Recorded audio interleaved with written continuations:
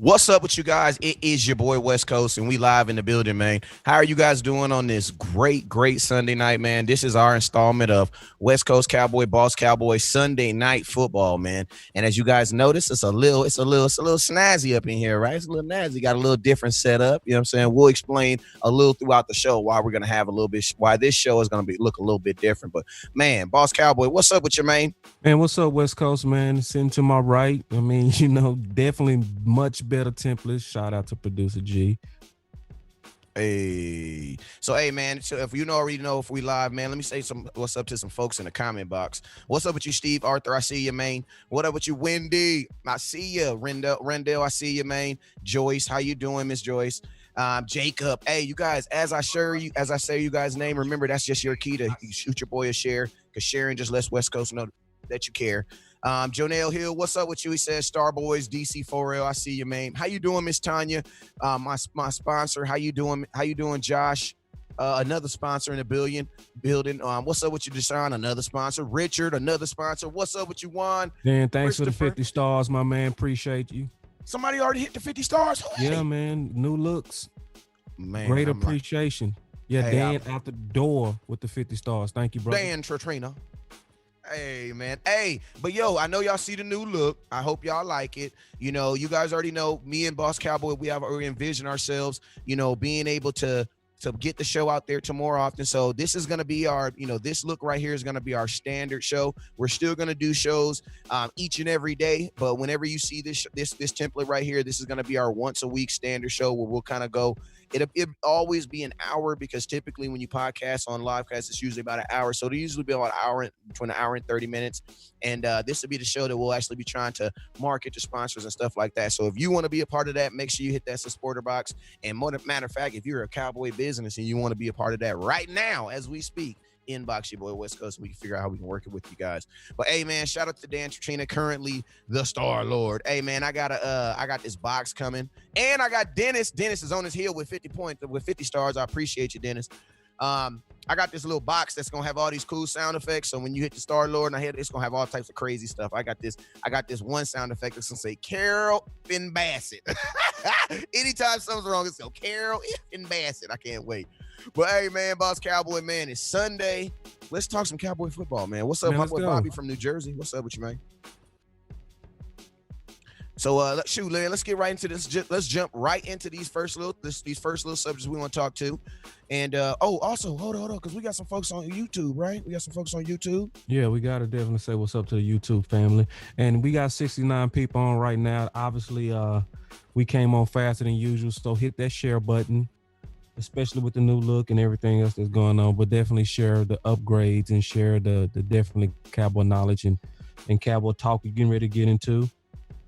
Absolutely, man. So, hey, the first thing we're going to talk about, man, is we like to talk about, you want to talk, it's always nice to kind of, this show is always going to kind of be like a recaps of everything that's happened in the week or everything that's happened since the last time we did this formal show, right? So we're going to recap the 5 points. I kind of posted it in the main comments, so you guys already know. The first point tonight we're going to talk about was which free agent loss, will hurt the most, or which free agent loss do you guys feel is going to hurt the Dallas Cowboys the most in 2020. Now, if you don't feel like anyone's gonna hurt, then that's even better. My boy Corey from Arkansas in the house. What up, man? I'm from El Dorado. But if you had to shout him out real quick, that's home city right there, home state. But what up? Hey, but I want to talk about this free agents, and which is, if you guys feel there's gonna be some free agents, that departed the Dallas Cowboys, such as Quinn, such as not even a free agent, but my boy Travis Fredericks left by way of retirement, and then you also had Byron Jones leave to go in free agency. So the Dallas Cowboys have had some starters definitely leave, and so we want to talk about that. So let's talk about that real quick. And so, Boss Cowboy, you know what I'm saying? Man, we had 4 major starters lost last year. From last year. We had my boy Fredericks and Cobb from offense. Then you had Jones and Quinn from defense. Then you also had some key rotational players. Malik Collins, I'm not going to necessarily say he's a starter because of defensive tackle. They do a whole lot of rotation. So, but that's still a key rotation. And then you also had the departure of the GOAT. That one hurt me, boss. I ain't going to lie. Wait, hold on. Who? Hey, don't you say nothing bad. Don't you say nothing about Jeff Heath. No. Who? Jeff Heath, man. Hey, the Dallas Cowboy interception leaders 2 years running. Don't you say nothing about Jeff Heath. God. All right, I digress. No way, bro. All right. So out of those six, you know what I'm saying? 4 starters, 2 primaries. Let's give each one of them their own little 1 minute of love, and then let's kind of wrap it up and say, who do you think is going to be the hard, not necessarily the biggest loss, but who do you think is going to be the hardest replaced? You know what I'm saying? So let's talk about Fredericks. Fredericks, my guy, early retirement. I know that kind of caught a lot of us off guard. I mean, for me and Boss Cowboy, I ain't gonna say it necessarily caught us off guard, but we always knew that there was this 2-year window that he had that was where it was gonna be kind of weird. Why? Because, other guys like Mark Slayer, guys who have already been through this, they said it was year 2, almost year 3 before they actually felt like themselves. You know what I'm saying? So and then other research that we did as far as other athletes in different sports that haven't experienced this also, they all said it was around that 2-year window. So for me and Boss, it was kind of, it was kind of ominous, don't get me wrong, but it wasn't something that it was very shocking. You know what I'm saying? Randall Cobb left to go to the Houston Texans. He got a good amount of money. 3rd string receiver for the Dallas Cowboys. Could have had 1,000 yards possibly. But he didn't. He had 830 yards or something like that. Defense, you had Jones go to Miami. He's now currently the highest paid cornerback in the NFL. Robert Quinn left by way of Chicago Bears. Jeff Heath and Malik Collins are both Raider Nation, or as I call them, the Las Vegas Raider Cowboys. You know what I'm saying, if we like to, specifically. But Boss Cowboy, just what is your thoughts, man? I'm gonna ask you this one. What is your thoughts, man? When you look at those names, what is the name that you say is going to be the hardest for the Dallas Cowboys, or do you see the Cowboys foreseeing the biggest stumbling block replacing out of those 6 names? Okay, so looking at Byron Jones, it would be tempting to say him, but I definitely don't think it's him, because we've all seen life without Byron Jones before. It was 2017 with Awuzie and Jordan Lewis as rookies, and they held up pretty good. And because I've witnessed that, I'm not going to put that on the biggest loss, because we have experience to teach us that we are not going to fall off a cliff because he's not on the team. because at that time he was playing safety and nobody was crying about weakness of corner because corner was holding up pretty well. Then when you look at Fredericks, the same with him, where we saw a whole season without him before, and we saw Looney hold up very good. So that loss can't be, as epic because, the same story as Jones. You had Looney not give up a sack during the entire season and won in the playoffs. So, I mean, that's good production. So then you look at a Cobb. Cobb, very good production, a rebound year. He was a Marshall's pick that I would call a former great that restored his career through Dallas and got paid for it. But then you look at the fact that Tavon, when he was called on with the Jets, he played. With Cedric Wilson called on, he played. Devin Smith, when called on, he played well. So it's a lot of depth, and the fact that Dez Bryant is a potential now, right? And we hearing stories about that. So we have cheaper options just kind of sitting in the wing. So that tells me that's not as big, especially in a deep receiver class. So that leaves me Quinn, because Quins take a while to develop, right? You don't get 11.5 sacks just fall out the bed, not fall out the sky. Hindsight is 2020. Everybody wish now that we signed Quinn for a 3-year deal early. It's Quinn to me. That's gonna be the hardest to replace. To me, by a mile. The rest of them, I can see Will McClay always working his typical magic and just kind of shuffling guys in and out, and you kind of barely sensing the absence of somebody that we lost. We lost Romo, we lost Murray, we lost Claiborne Carr, Church, Wilcox, Dez. I mean, we lost so many, and Will McClay and Steven and Jerry together, they just keep that wheel rolling. But Quinn, that's gonna be a Houdini job if they able to do that again in 1 year. Yeah, man. I would actually, just looking at the names, I would think, the Maliks and the Jeff Heaths, those were, I would have left to keep Malik. But I think throughout the season, with the injuries, we've seen a lot of time without Malik, actually. You know what I'm saying? Yeah. So I think the Dallas Cowboys have actually, And anytime, real quick, I'm gonna just say this is a Cohen lesson. with the 50 stars, and Denise, thank you very much. Absolutely. And this is a lesson for life, man. Don't make yourself, always keep yourself irreplaceable. You know what I'm saying? Because once you get replaceable, then people like us start talking about replacing you, and then guess what? You end up replaced. Right. You know what I'm saying? So, I think those were Quinn and Jones. Looking at the new two, you're absolutely right with the point on Byron. I'm on Cheetah Bay Awuzie and my boy Jordan Lewis. 2017 Pro Football Focus had them ranked as one of the top two tandems.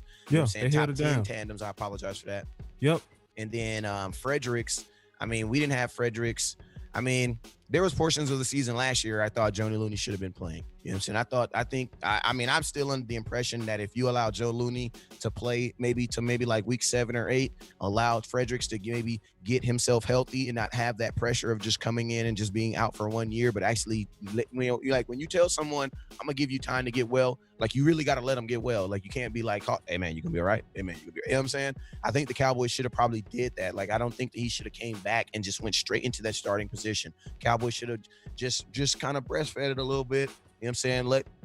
Let Joe Looney play for a little bit, let him ease, and then maybe he does, maybe we still have him today. But guess what? That's hindsight.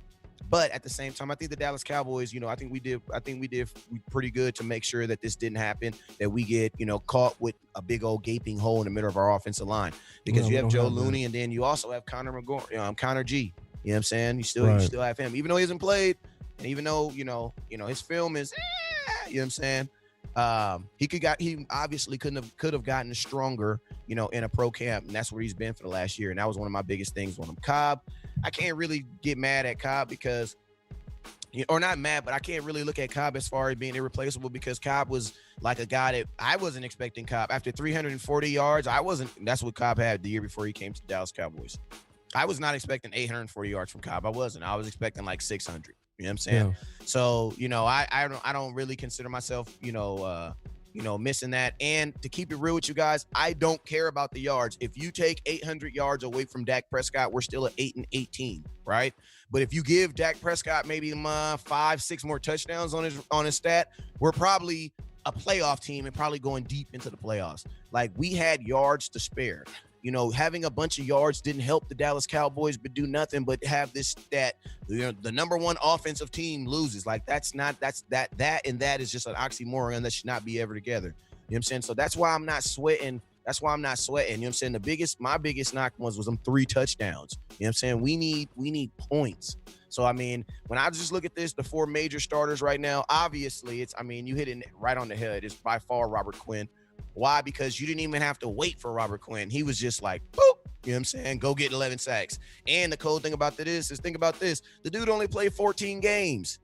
He didn't even play 16 games. So imagine with Robert Quinn, bro. And we played the Giants, who were bums. And then we played Washington, who pretty much was bums. Like, I think he probably gets at least 2 sacks in both those games. So, I mean, he probably has 13 and a half sacks. Right. You know what I'm saying? But remember, he was suspended for the first 2 games of the season. So, I mean, Robert Quinn, and then you get that for a 6th-round pick. Like, I'm going to tell you this, man. Whoever in their mind was sitting up at 3 o'clock in the morning and they was probably on the toilet or something, because that's when I had my best ideas. And they said, you know what? We should call Miami and get Robert Quinn. Give that guy a Ferrari, because he did his job.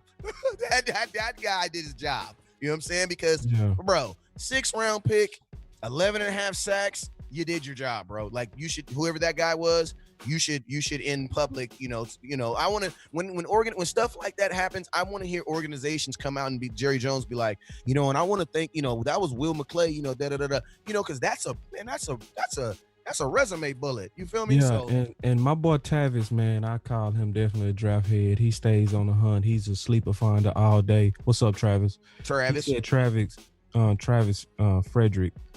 I can see where somebody would think that, because obviously his reputation and his long time of dominance, I can see where that can be a legitimate argument of the one that's going to be the worst loss, right? The only reason, Tavis, I slightly disagree is because I'm now starting to get used to it. You know what I mean? Like, initially, I would have definitely said that's the big one, It's but it's at this point we starting to see it. He didn't have a good year last year, and then you kind of lose leverage, in my opinion, in terms of the worst loss when Zeke is still the Russian champion without you. When people still holding on to their dominance and Dak and Zeke are still going off in that 8-game stretch in 2018, that to me puts more emphasis on Cooper as value than Fredericks, because to me, when we was 4 games away from the Super Bowl, we're giving up 56 sacks. That would make me think almost, why is the whole offensive line overpaid the way that they are? Just get the ball out fast, right? Get the ball out fast. Just get the ball out fast, Dad. Or maybe it's time to start introducing some new people into it, because the value is not what it used to be. So, but on name, yes, I would say Fredericks. But on terms of just getting used to him not being what he was, I still have to go with the fresh impact, and that's Quinn. Yeah, man. Because I just feel like Robert Quinn, not only you don't get that, man. You don't get 10 sacks. Those numbers, especially at the age. I wasn't expecting it, man. So I mean the Cowboys, and it was a few games where it really made a difference. So I think he's definitely. And that was with missing 3 games? Huh? That was with him missing 2 games. He missed the first 2 games. He missed the first 2 games. Yeah, that's crazy. Okay. All right, so yeah, man. So I mean, I want to know in the comment box, what do you, out of those 6 names, you know what I'm saying, 4 starters and 2 rotational guys, 2 primary rotational guys, who do you guys think is going to be the hardest to replace? Before we move on to our next subject right here, brought to you by CEV. Hey man, before we push on to this next subject, Boss Cowboy, man, you got the lights, I like them glasses over there, man. It's real clear eye view. Yeah, man, shout out to my boy Jalen Smith, obviously, for sponsoring the show, as well as giving me a major discount on these real high quality glasses. And when I tell you, man, these are good, man. Like, these things are very sturdy, man. They have been very tested in my home. I got 2 boys, 9-year-old and an 8-year-old. So you already know glasses are like toys, and I mean they're sturdy, strong, quality, and they look Professional good. karate artists. When I say that they professional karate, I'm not no cap. Oh yeah, no, they can I'll fight. take my cap off if you really want me to believe it. Oh yeah, they can fight good. Like ranked in the nation. Like he sent me this thing. Like I mean, man, I just can't wait till my kid. I can't wait till my kids get old enough. But yeah, man, he sent me this crazy thing. I was like, man, them is your boys. That's right. He said, God dang right. So I heard that.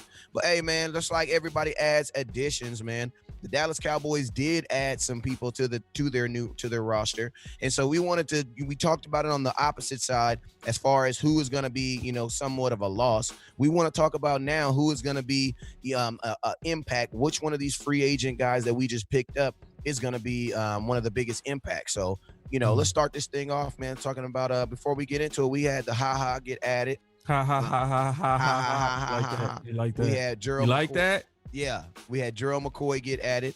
We had my boy Rob. What is it? Legatron cost West Coast $500. I gotta let that go. Cost West Coast $500 in the Super Bowl. Now is a Dallas Cowboy. We also added my boy Gerald Poe. Did I say his name right? Yeah, my boy Poe. No, that's Gerald McCoy. And then what's boy first name? Dentari. There you go, Dentari. Because it's not Dante. It's not. I know for sure it ain't Dante. No, it's not Dante. Because I was trying to put it in Google. Dentari. Yeah, I was trying to put it in Google. I'm like, bruh, like I could not spell this dude's name for it, but it's not. It's for sure not Dante. And don't trust my Oak Cliffian pronunciation either. That was your Oak Cliffian. It's gonna be Dentari today. It might be totally wrong. All right, so but I think it's Dentari. I'm almost certain. Dentari Poe. I would just say Poe. Oh, that's what I know. I know Poe is right.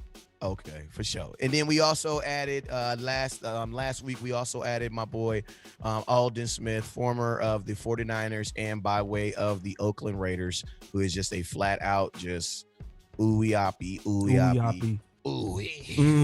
Like if you guys if you've been rocking with West Coast and Boss Cowboy, y'all know when we say it's ooey-oppy, like that's that ooh. You know what I'm saying? Like go watch. Shout out to Matt Garza with the 50 stars, man. Hey, appreciate shout out to Matt Garza with the 50 stars. So yo, man, I want to know in the comment box. Last time we took off first. We want to let you guys take off first. Who do you guys think that is going to have the biggest impact in Dallas on the 2020 season? Now I know you guys are probably thinking a kicker. How can a kicker even be up there, West Coast? Yeah. Well, a Money May. Yeah. All right, let's just take a minute. All right. As men, right? We know we say we ain't never wrong. You know what I'm saying? We always right? But some of us got to admit we was wrong on Money May, right? All right, there we go. That's your one for the year. You know what I'm saying? If your lady be like, you act like you never wrong, be like, you know what? Look her dead in her face and say, you know what? I was wrong on Money May. For real. Because that man cost us 5 games. Like for real. The Dallas Cowboys, by way of a kicker, there was 5 games last year that ended under 4 points, and that were like there was in 5 of those games, 3 of the games he missed multiple kicks. So I mean, there's no way that you're telling me an offense that can't score can't also make field goals. Like you should just throw the whole just go jump the whole offense into the water. Because if you can't, like, bruh, if you can't score on with the team, you gotta have goddamn Sebastian Janikowski. Like people always wondered why the Raiders always had this ridiculous kicker. You want to know why? Because the offense wasn't good. You know what I'm saying? Somebody had to score some points. So the fact that Dallas Cowboys, you know what I'm saying, that lets me know that shoot, man, Greg the Leg gonna be up there. Boss Cowboy, I mean, I'm not fighting for Greg the Leg, but I'm gonna be honest with you. I'm lightweight fighting for Greg the Leg to have the biggest impact right now. What's your thoughts? Man, I see it's a lot of people, man, that's super down the middle with Greg, right? Because Greg didn't have a good year last year. Well, right? in the long distance, he didn't have a good look. In the long distance, yeah, but I want to explain some stuff. I want to explain some stuff about Greg, right? And I'm gonna explain it like this. First, I'm gonna explain it with a question. If Dan Bailey never had the injury, would you have gotten rid of him? No. Right. So when you look at the history on Greg was going through a Dan Bailey year where he struggled with kicks also because he was battling through injury, So sometimes guys that might look like they took a dip down are deals, right? Because it's circumstances that cause the drop off in production. So I play golf, right? And as a golfer, I can't imagine having a shoulder issue and still playing the same with the amount of concentration it takes for that sport. You see what I'm saying? Yeah. So any kind of pain that's going to take your eye off of the perfect contact of the ball is going to affect you. The kicker is different than playing safety or playing corner or quarterback, where you can kind of just will yourself through something, you know? No, it's the exactness of your kick, right? And the accuracy of it, where an injury, even though it could be small, could have massive effects. So yeah, to your point, yeah, absolutely, Greg is one of the biggest ones, and it kills the crybaby stuff that we was doing last year, right? Because what was we saying with our kicker last year? Why didn't we bring in competition, right? That's what we were saying. But then we bring in somebody and everybody get mad. I didn't get that either.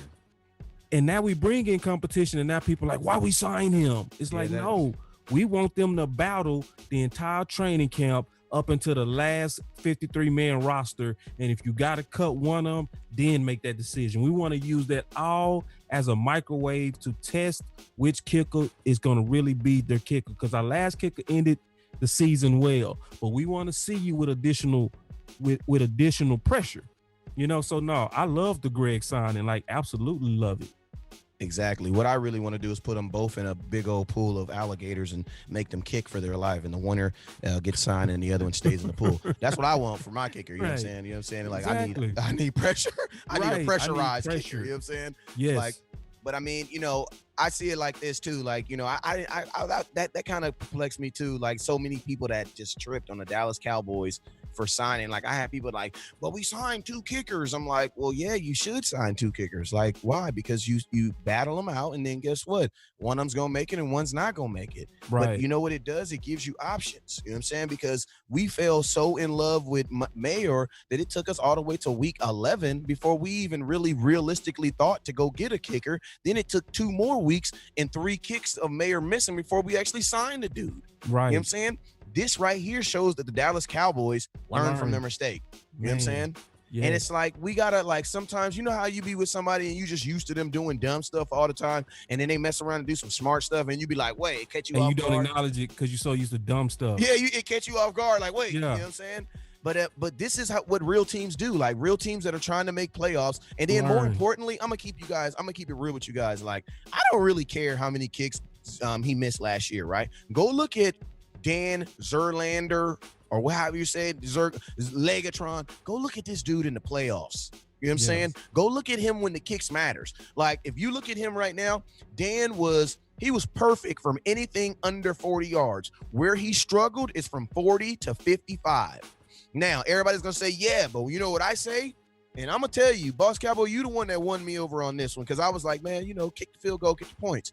But sometimes you got to be smart to know, hey, I have a really good defense. Like, my defense can stop these guys. So instead of kicking these long field goals and putting them in these crazy positions, punt the ball. Yeah, pin them deep. Pin them deep. Yeah. Like, this isn't Madden. You know what I'm saying? And sometimes we shouldn't have been taking 50-yard kicks. No. Like, maybe we shouldn't have been punting the ball. Man, don't get me started on that. Ooh. You know what I'm saying? So that's my... Especially at the beginning of drives. Like, I mean, but at anything the under of the 40, game. he was good. He was ice water. No doubt. But, yeah, it's the game of field position is just too important, especially in big games. You know, you in big games, you want to definitely make them earn it. Don't give anything easy. I mean, you ask Dak, what would you rather, Dak? Would you rather go 75 yards, or would you rather have to go 57 yards? He gonna love that 57. He gonna take the 57 every time. Yeah, okay, you got so many plays and tricks that you can get you there too, right? Because it's certain spots that you say, this is the time to pull X out. You know what I mean? Mm-hmm. You don't really want to be gambling before you cross that 50. You see what I'm saying? But when you get right there to that 50, that's when you say, we too close. We might need to go and pull a couple of them out the bag. So, man, you want to go 57 every time. Exactly. Now, now, if I had to say behind the kicker, who's going to be my next impactful player, I would probably have to say Gerald McCoy. Why? Because as far as stopping the run, the two major things I said that held the Dallas Cowboys last year from winning the Super Bowl or at least making the playoffs was being able to score points and stopping the run. You know what I'm saying? Because either one of those two was the defining factor of every single loss that we had last year. We either could not score points or we could not stop the run. One of the two. And in some games, like Green Bay, you absolutely had both, where we couldn't run and we couldn't score points and we could not stop the run. So I think Gerald McCoy going in there. And also, we just talked about the loss of Malik McCollins. Malik Collins, when he was healthy, he was still a pretty active guy, and he had been healthy for the end part of the season. And so I mean, I actually think that's exactly. You know what I'm saying? You look at that as you actually get an upgrade. Why? Because we won. This is a guy, my boy McCoy is going to give you. His career says he's going to give you 5.5 sacks every year. So if he just does what he just does, like McCoy, I'm not asking you to do nothing. Like, I'm not asking you to do nothing outside of your body. Right. Just do what your stats say. Your stats say that you give me 5.5 sacks every single year. That. If you do that, I'm fine. From the defensive tackle, whoa, I'm fine. Right. And you know also, and I agree with you on that one. I would say he's the biggest impact person too, because he also brings leadership. I like those guys that come in, and he is that guy that's gonna come in and kind of command respect, but he go also command it because he's looking forward to those trench warfares. I like when they interviewed him where he said, man, I'm excited to go against Zach Martin them every day, because if I'm fighting them every day, that's gonna make me fight guys on a weaker level when it come game time, So just his mind state, his maturity, the way that he's already putting in extra work. He's a man of faith. So he's not in the streets. He's not doing anything silly. He's going to be that guy that comes in and by example is going to that's going to fit right into the hot boys. Oh, yeah, because them Dallas streets. He's not going to be that guy. Yeah, it's not, the streets not going to be calling. And then also, I want to echo your point on McCoy because of the fact that you also did bring in Aldon Smith.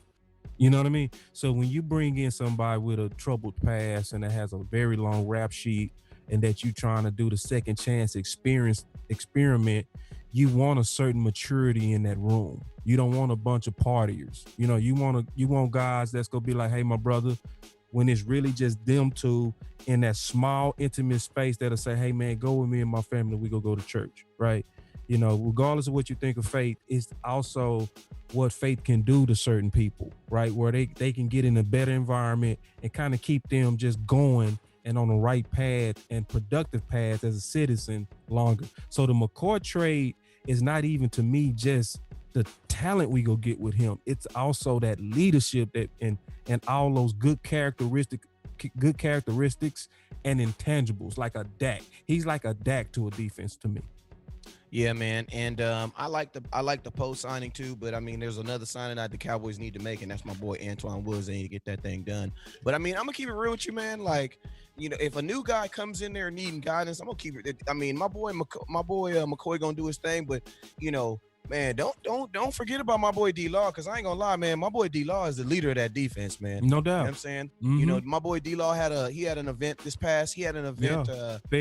weeks ago where he fed over 500, people came out, gave a bunch of money to Dallas businesses, and guess who was all out there? Hot boys.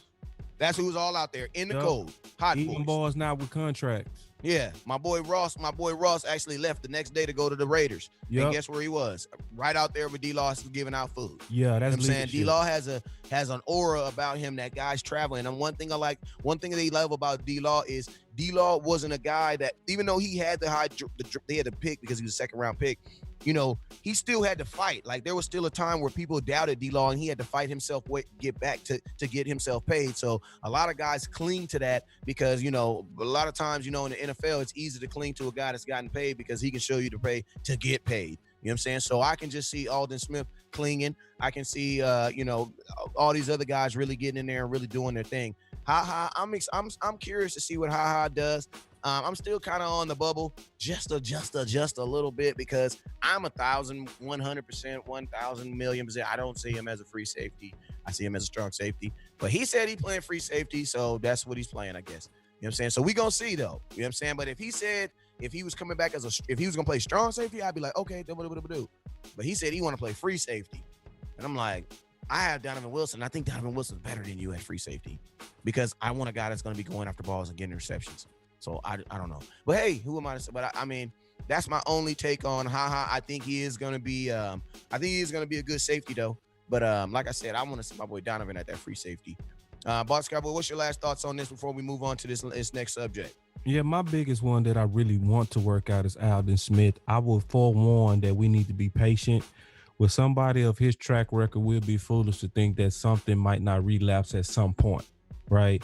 We just don't want whatever relapse that might be shouldn't be anything that's league threatening, right? But expect something from him because it just happens a lot of times with people with a long track record. Every now and then they can repeat. But in terms of play, I would really want to see that happen because this would be one of the best second chance opportunities given in a while. And I want to set precedent. I want Dallas to get it right instead of getting it wrong. I want Dallas to see this second chance stuff can work if you're smart about it, prudent about it, and unjudgmental about it, and really go through a real process and examination process.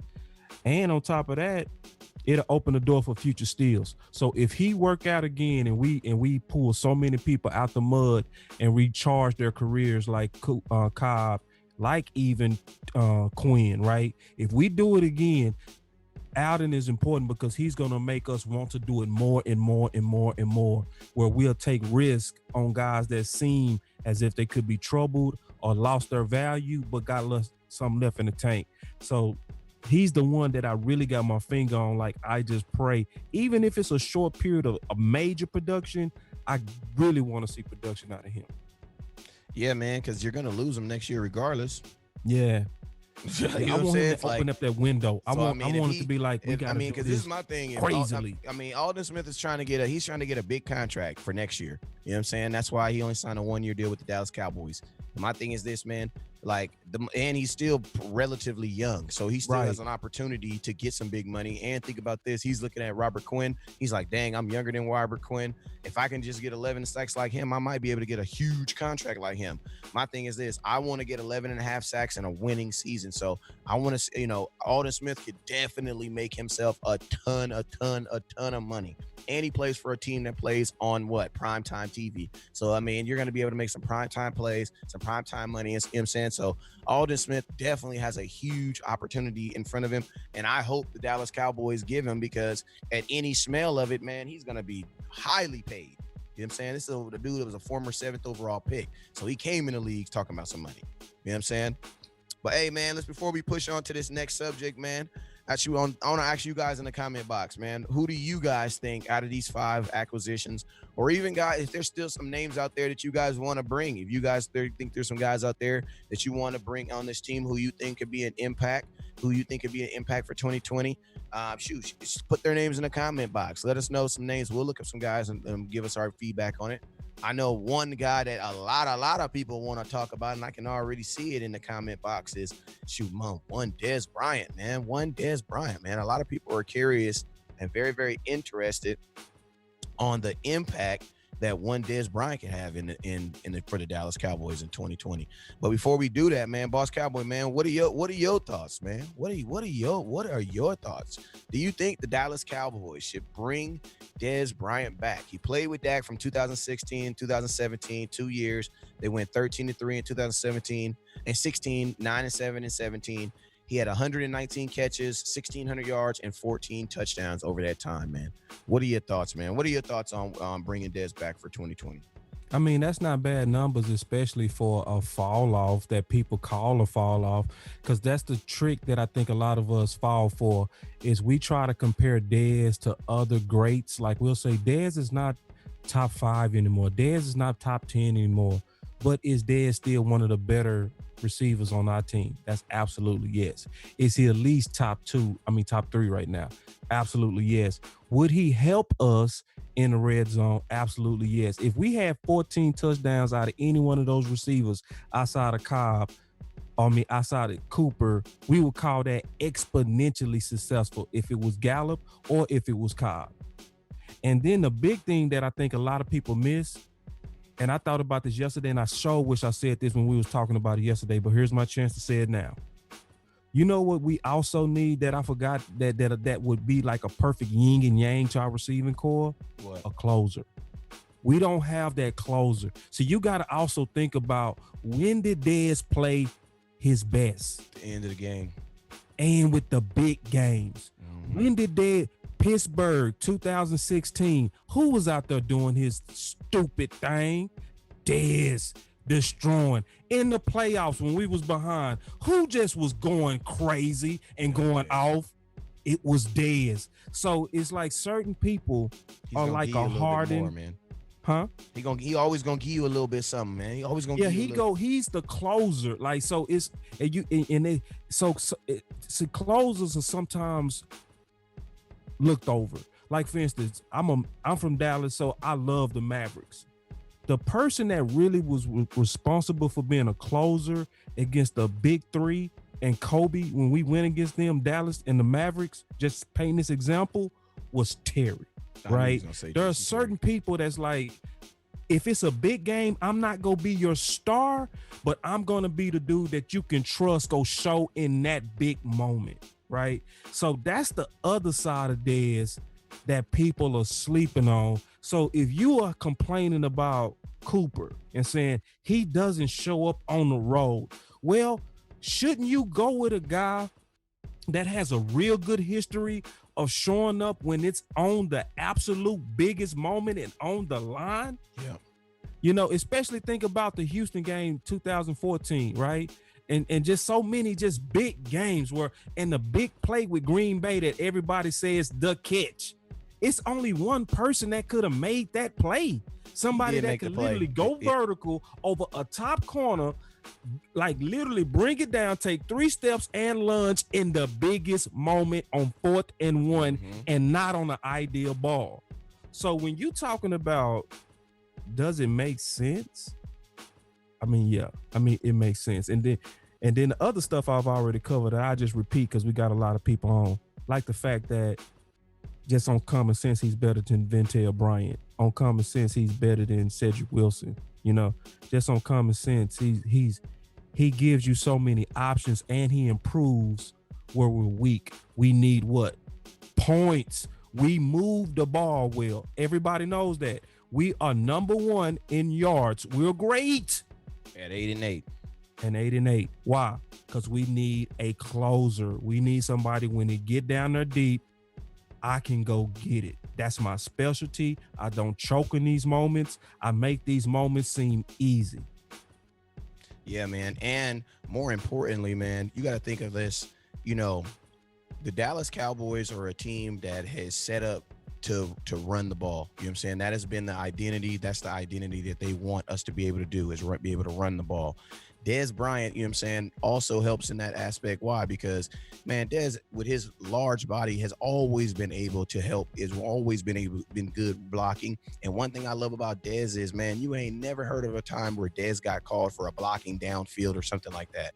Like, Dez is, you know, in everything in the aspect, like, you don't ever hear about him taking plays off. So it's like that's never even really been a part of like his DNA. So it's like a guy who always goes out like Dez will be that 70-year-old dude on the basketball court still trying to play. You know what I'm saying? Like, if he can give you his all, he's gonna give you his all. You know what I'm saying? So it's like, and he's never been one to take plays off or not want to play and stuff like that. So, you know, effort and all that stuff, that doesn't mean anything. The 2 biggest excuses I always hear about Dez is the blocking, the one I just talked about right now.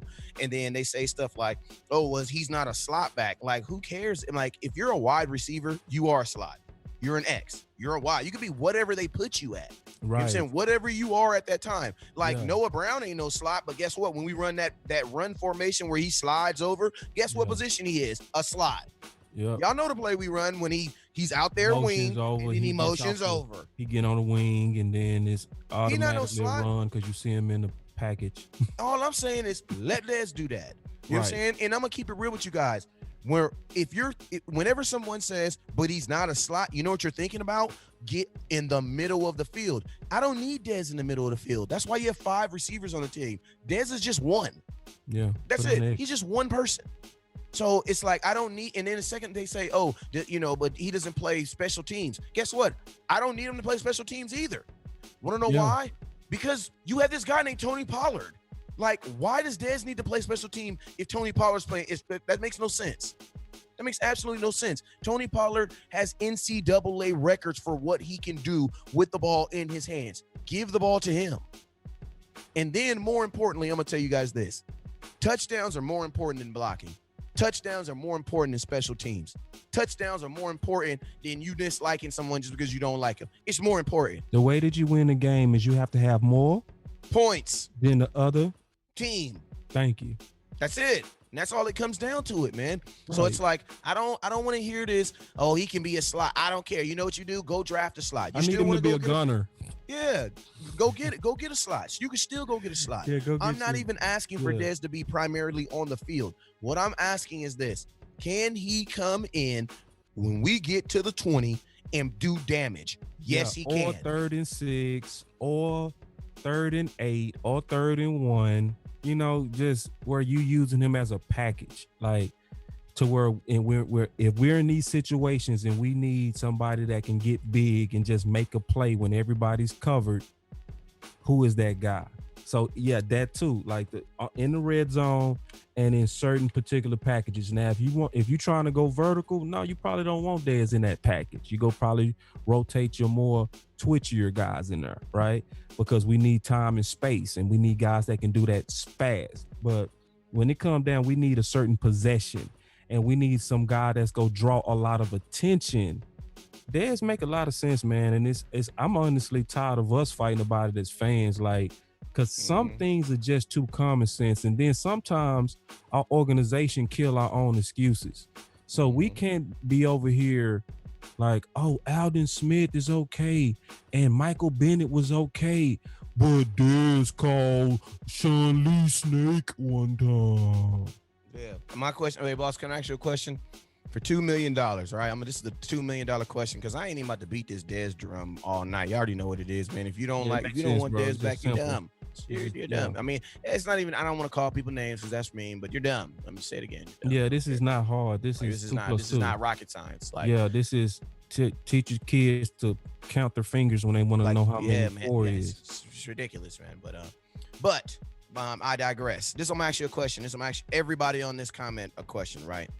For $2 million, you got to pay either Dez or Jason Witten $2 million.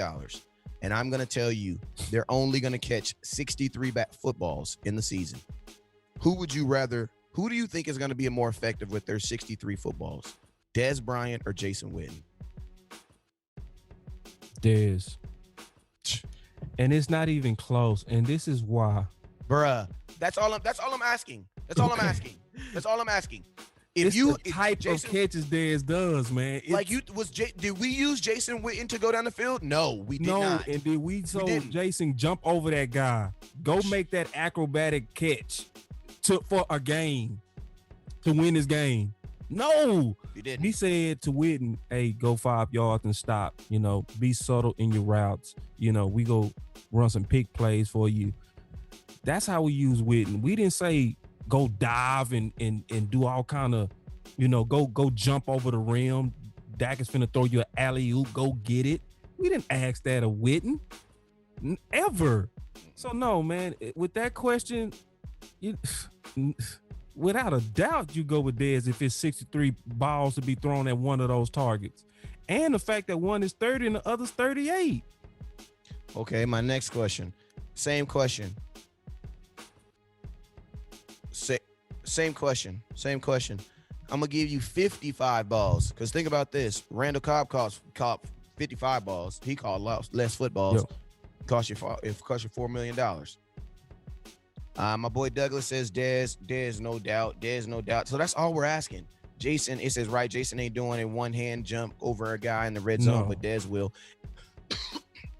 And that's the cool thing about him. And then I'm going to tell you guys another thing that you're adding. You're also adding a skill that is very hard to defend.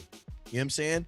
You always want to have man beaters. That's why, honestly, obviously I love my boy Cole Beasley. I ain't like all the crazy stuff he was saying before he left, but he was right about a lot of that stuff. But I told y'all, like, replacing Cole Beasley was just not going to be this easy thing, because Cole Beasley he's a man beater. Like, he by himself can do what he wants to do or what he needs to do to make a play. Like, Cole Beasley caught the ball in the back of his head once.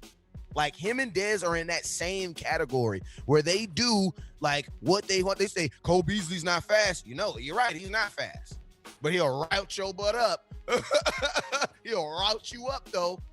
Dez not fast. Yeah, he ain't never been fast. He ain't never really been fast. You know what I'm saying? That ain't never been his game. But I didn't see him, do some amazing stuff. And the thing about it is, where we want to use him, you don't have to be fast, because you're only going 20 yards. I mean, there's not enough time for you to build up to be fast. I need you to be elusive and explosive. In the red zone, you have to be explosive. Why? Because you only have 50 feet. I mean, you only have, 15 yards, 12 yards, 10 yards in front of you to make a play. Right. I don't need you to be fast.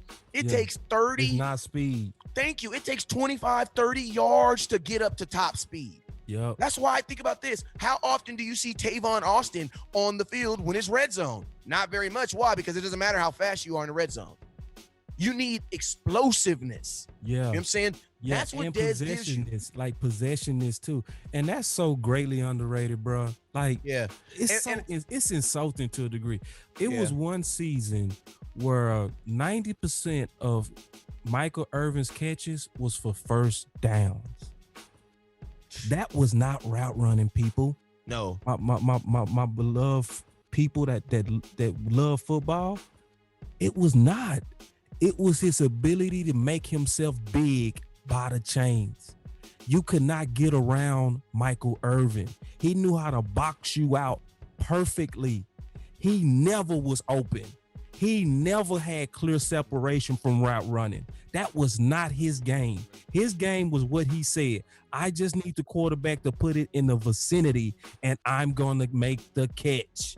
That was Michael Irvin's game. I'm bigger than these guys. I'm strong, and right at the point of attack, I know how to push off slightly to get that last separation to make the catch.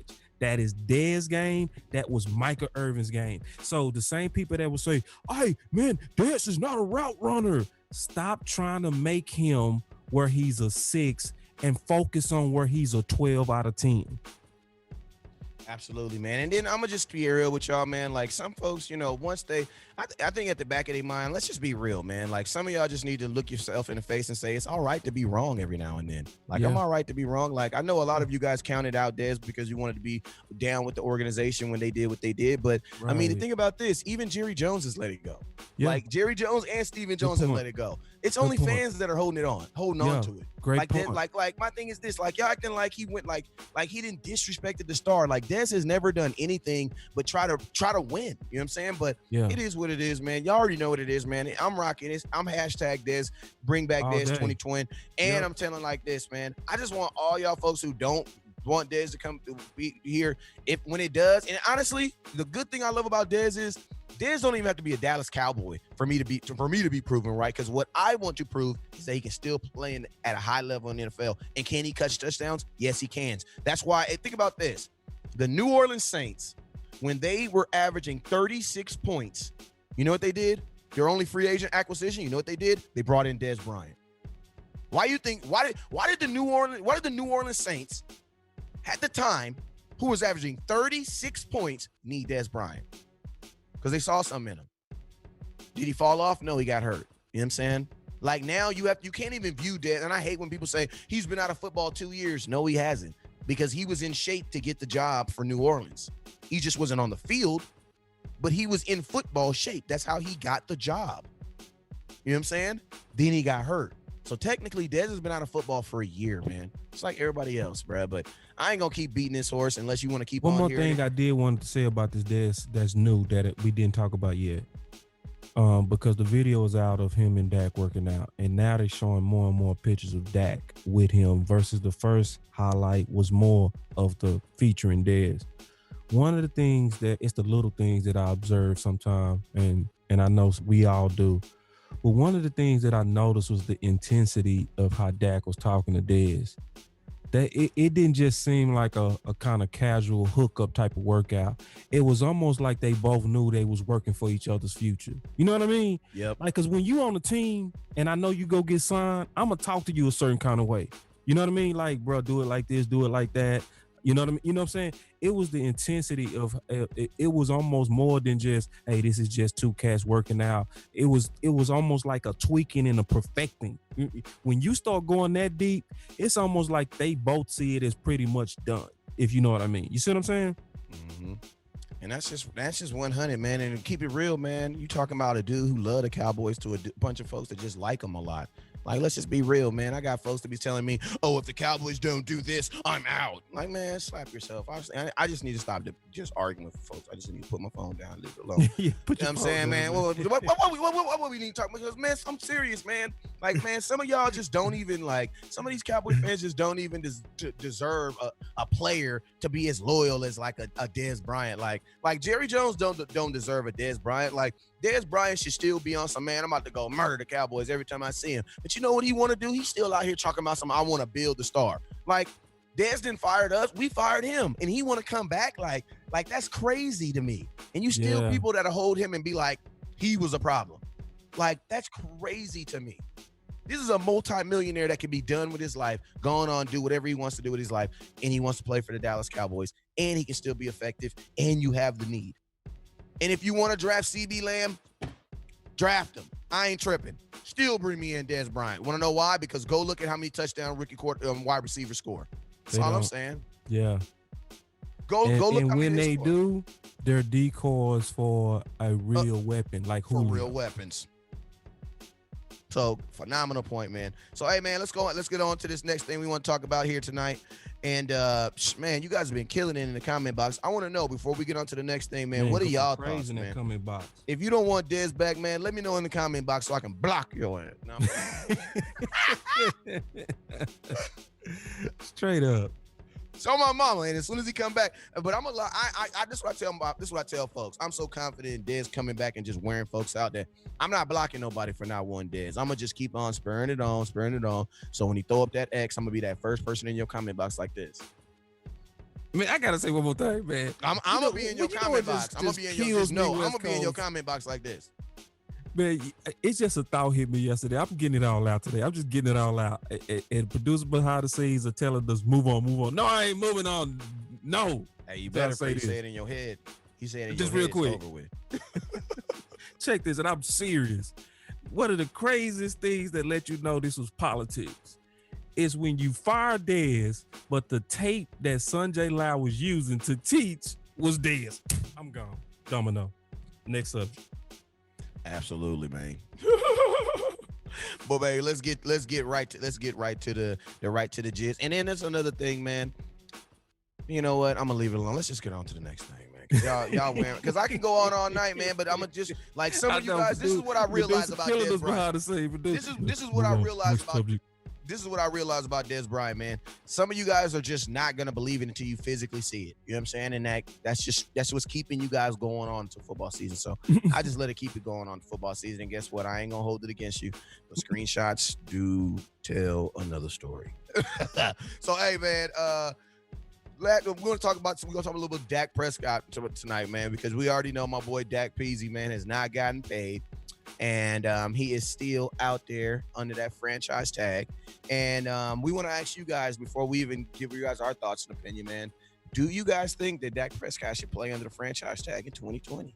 I wish I had some that do do do do do do do. I wish I had that comment, that song. I'll play that right now so I can really hear it. My boy Brian Keezer says, are you all concerned with Aldon Smith Gregory if we bring him back, which hopefully we do, bringing out of the NFL? No. Hey man, this is what I'm telling you. Professional athletes, like, this is something I gotta tell you before we move on to Dak. We ain't professional athletes, right? So you know how y'all got a specialized dude that cut y'all hair? They got a specialized dude that get them in shape. You know what I'm saying? So I'm not worried about nobody being in shape and doing it that don't stop like that. Like that's like In 2020, like we gotta get off this 1974 mindset. Like, you know what I'm saying? Like, we gotta get off that crap. Like, dudes will be in shape. Tony Romo came. I've been at training camp for a long time. And every time I came to training camp, at least since Tony Romo was married, Tony Romo came to camp not in shape. And guess what? By week 1, he was in shape. You know what I'm saying? Miss Candace held it down in the kitchen. You know what I'm saying? That's what it is. You know what I'm saying? Yeah, he'll be ready. 2020, them dudes will be all right, bro. Yeah. So you were saying like, should Dak play on the franchise tag in 2020? Should he play on the franchise tag in 2020? Or what you think? Man, you want me to go first, man? We had a I'm major fight over this, bro. You want me to go first on this? You sure? Hey, man, I'm trying not to talk so much in 2020. Man, yes, he should. Now, the thing is, would it be smart for the Cowboys? No. But should Dak? Yes. But the sad thing is Dak would have to change his game, because when you playing on a franchise tag, you one injury away from losing a lotto ticket. So if you Dak, you and the front office would be forcing him, in my opinion, to actually play selfish to a degree, to where he would be like he was for most of 2019, where he was cautious to run, which I can understand, because you out here playing for only $2 million and you gambling with a lottery ticket, literally, right? So, I mean, he should, because then, and put up good numbers, because when you do, you gonna only get paid more if you're able to kind of navigate through that minefield, you know? Is it risky? Absolutely, yes. But with his durability history, he would have a chance to kind of run the Kirk Cousins playbook, where in hindsight, he will be making way more money if he did that, because either the Cowboys or another team would have to then pay him the next coming market value, which is likely going to have the television revenues into the new salary cap of 2021. So that means Dak would have to not play this 5-year, 6-year game that he's playing with Dallas, and either with Dallas or another team say, well, pay me the new going exponentially higher cap rate, which would be maybe by next year, instead of us talking about 35, we'll be talking about potentially 42, 43 starting this time next year. So it's a gamble, but yes, he should play. Absolutely. I mean, my thing is this too, man. Like, a quarterback sitting out an entire, I mean, the only way he would not, even the option it would be for him not to play. You know what I'm saying? And running back and a quarterback is a little bit different, because a running back, man, I think, there is more opportunity for you to take a blow and you to not be able to play. You know what I'm saying? Mm-hmm. I think a life of a quarterback is a little bit longer. So, I think a quarterback, if I'm Dak, if I were to put in a situation where they did make me play, I would be very, very hard pressed to be up out of here by next year.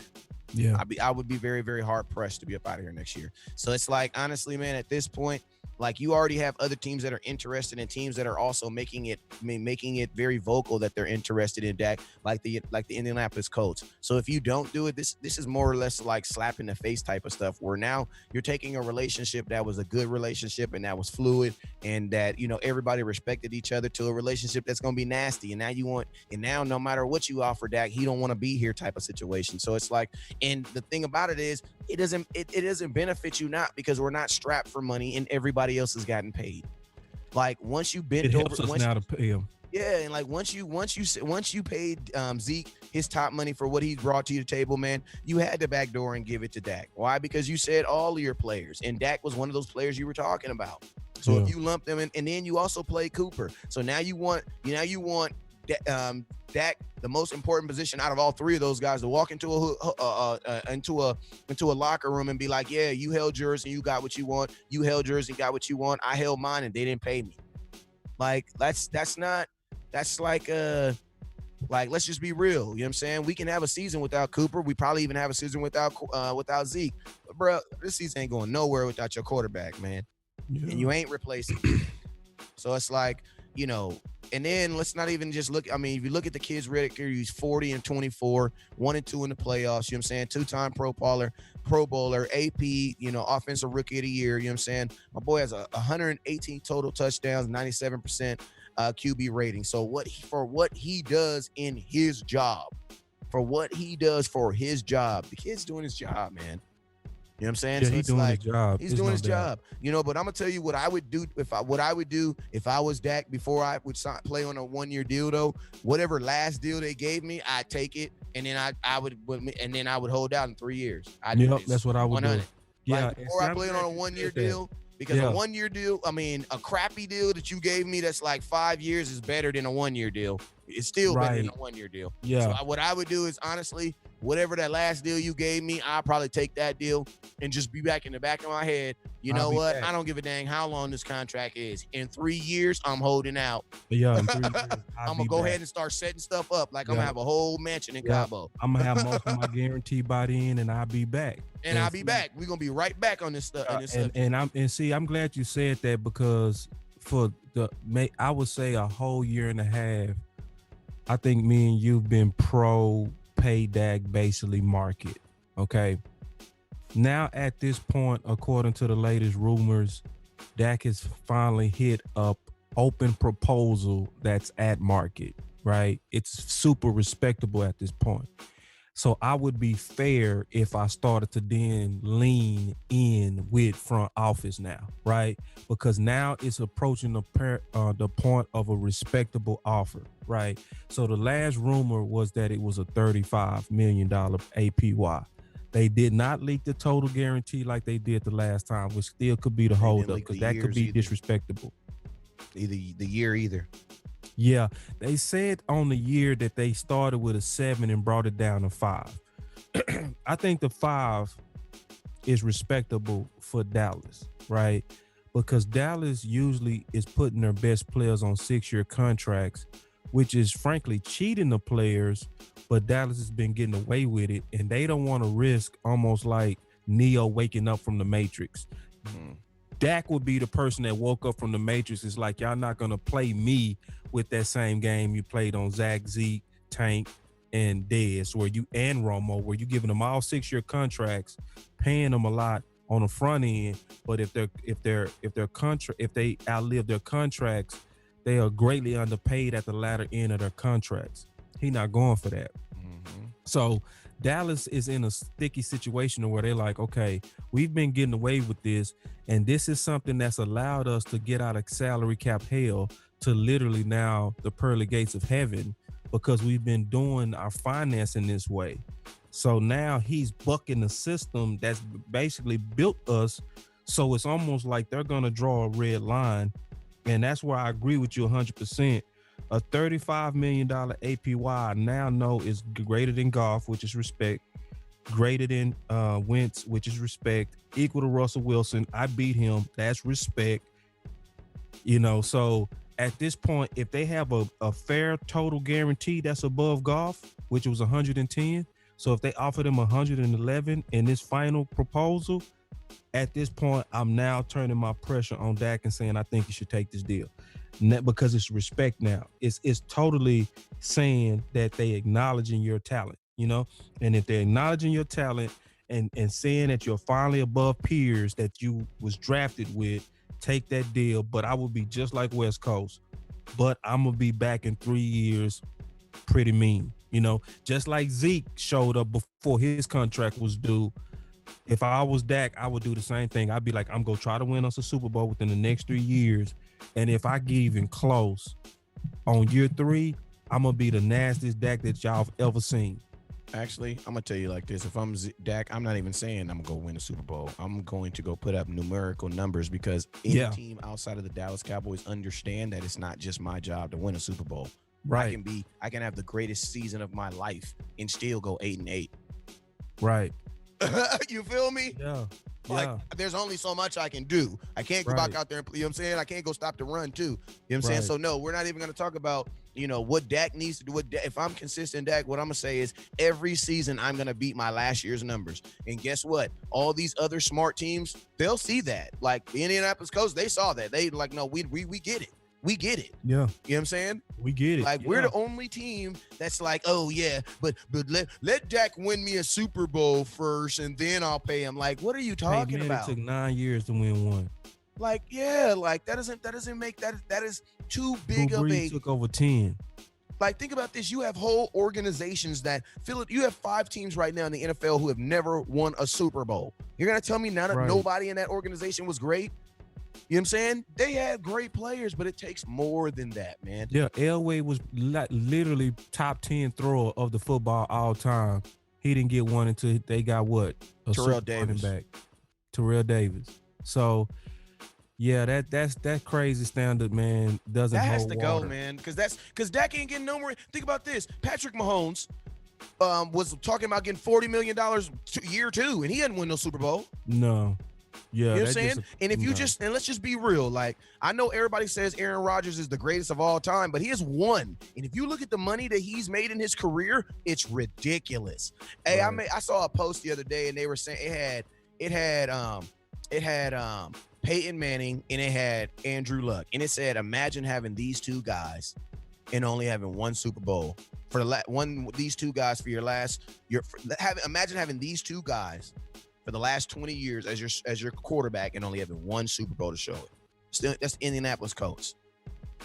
Like, that's amazing. I went and did the math on it. They paid almost $400 million between the two of those guys for quarterbacking. No Super Bowl. I mean, only one Super Bowl, and that's from Peyton Manning.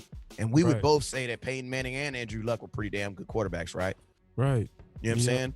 Andrew Luck, Peyton went to Denver, won a Super Bowl on the backs of a defense. You know what I'm saying?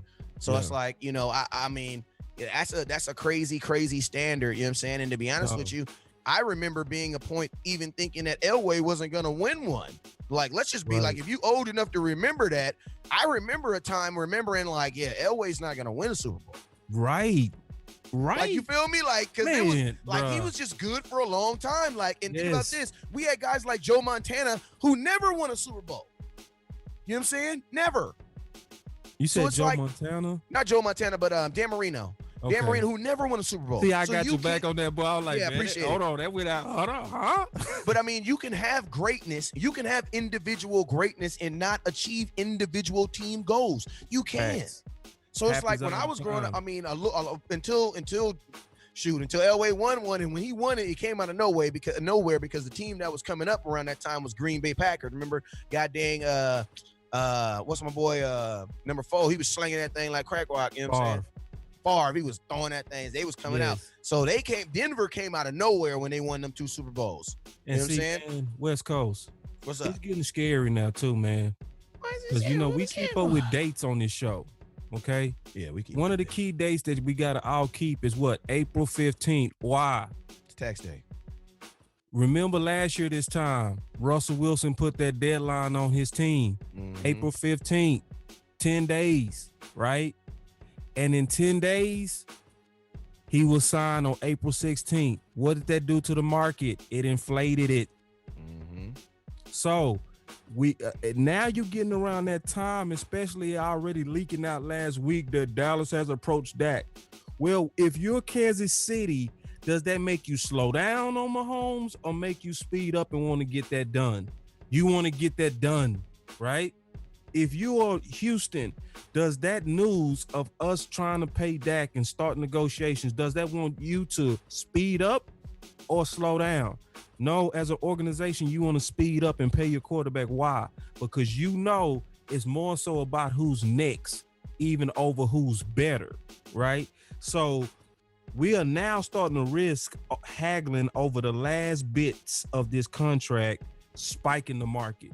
That's what's getting ready to happen, but if we are not careful, because it's getting into that April period to where these teams are trying to close out the next group of franchise quarterbacks. So And Dallas. I think Dallas need to go ahead and bite the bullet on this one, and they refusing to, but they go jack up their own price if they don't, and it's gonna be real bad. Yeah, man. And I'm gonna tell you like this, man. My boy DAK, man. Despite all this stuff, you know what Dak gonna do? He's just gonna go out there and slang that thing. That's all he gonna do. No, he Gonna get better every single year, man. And it's like, yeah. despite you not, accepting how the kid's greatness, he just get better every year. You know what I'm saying? Yeah. Like you could be like, man, I remember, you know what I'm saying? You come on here, be hating, be like, you ain't gonna notice how we upgrading every year. It's all good because they still coming. Oh, You know yeah. what I'm saying? They still the upgrades are still more coming. people on Team Dak next year than ever before. Cause see, it's a lot getting ready to happen that most people not really kind of looking at in the right light. Dak in his first Shout out 4 Kobe years for the 100 put stars. through. You said something the other day, West Coast, bro, that was so right on, bro. And it goes to what I'm getting ready to say. Dak been put through great pressure, but that pressure is actually what's gonna make him. Yep. This pressure is actually making the quarterback. I mean, most of the stuff that he's went through has crushed most quarterbacks. Most people know that it's very bad to have quarterbacks in quarterback controversies. He walked into day one with loved Romo, and he's still under the shadow of it to some fans, right? And then he also went through something else that was unprecedented. He was the first franchise quarterback of his caliber that had to play all 4 years when all quarterbacks are generally paid when they say that you're a franchise quarterback after year 3. And he aced all of those tests. So now with that monkey fully off his back after this is done with, you talking about Dak literally going out there and for the first time, I ain't worried about money. I ain't worried about the shadow of Romo. He also got a contract. I just got to go play with these guys and just play. So it's one of those things to where, yeah, pressure go do either one or two things. It's going to burst your pipe or it's going to refine your diamond.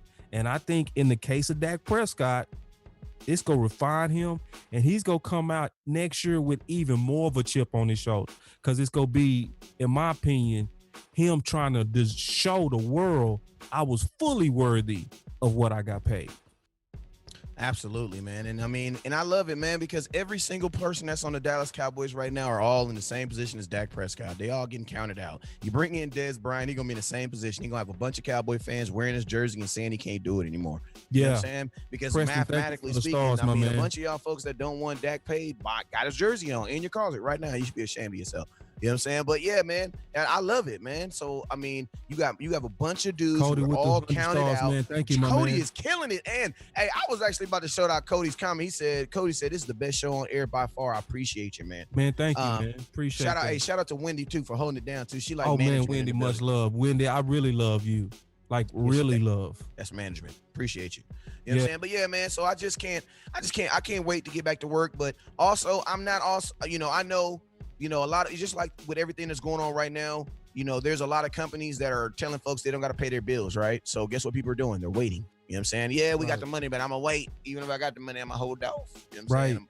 So guess what Jerry Jones is doing? Yeah, I got the money, but if I ain't got to pay it right now, why am I giving him $32 million if I ain't got to give it today? I may give it to him next week. But I believe once all this settles down, and because of everything that's going on in the world right now, all the timetables are off.